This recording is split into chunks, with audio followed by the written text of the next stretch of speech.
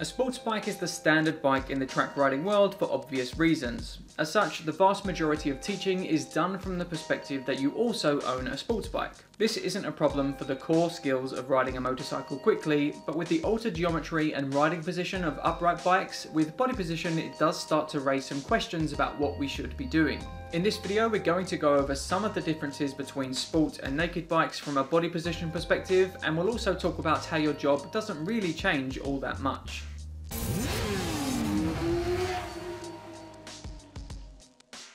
Before we get into the differences, let's quickly recap what exactly we're trying to achieve with body position in a fundamental sense.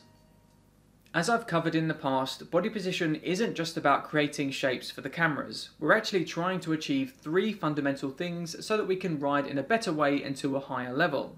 They are to offset bike lean angle with the body, to remain relaxed on the bars in the critical moments, and to reach a level of comfort so that we can operate at a higher level and for longer.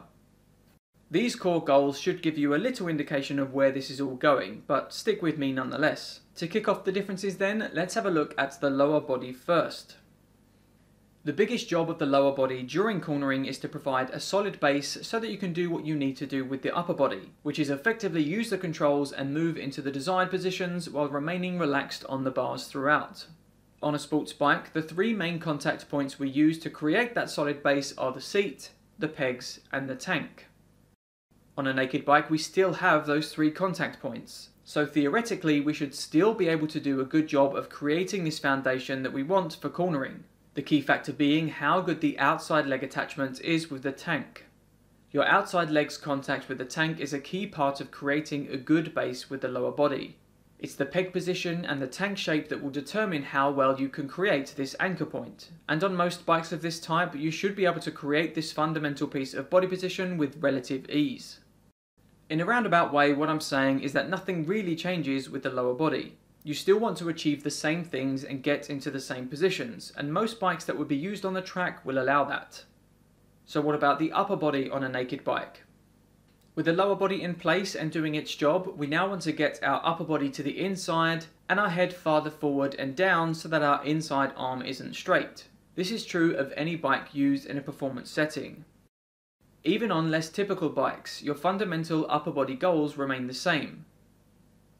So once again, as you can see, nothing really changes in the sense of what we're trying to achieve on a fundamental level. We bring our upper body to the inside to offset lean angle, and we also lower it to aid control and to better move around as opposed to pushing it away from us. Even with higher bars, this fundamental principle remains the same. However, there are two things that will change as a natural consequence of the more relaxed position of the bars. First is that you won't feel like you need to crouch down quite as low because the bars are in easy reach. This will naturally create a more comfortable position for you because you aren't trying to get lower than your body will allow. If getting low on a sports bike is difficult for you, this is naturally going to feel easier. The second is that the bike will likely feel easier to steer, assuming the geometry is similar to a sports bike. With the bars higher up, you'll end up pushing on those bars more directly rather than down on top of them like many riders do on sports bikes. When your forearms are more parallel with the ground, your input is more direct, so the bars will turn easier, as will the front wheel, so it then becomes easier to counter steer and the bike feels like it changes direction with less effort. What you might also have are wider bars. If you do, that extra leverage is just going to add to the ease of steering. You're not at a disadvantage.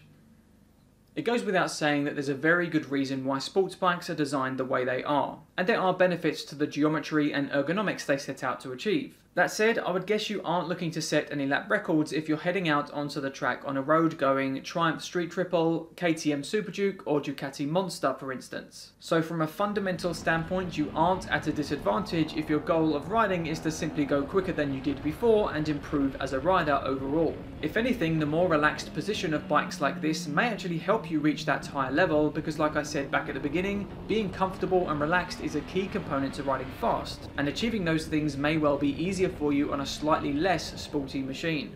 And that's not to say that everyone should just rush out and buy a bike like this. Merely that your body position goals don't really change with a bike of this category, they just look a little different.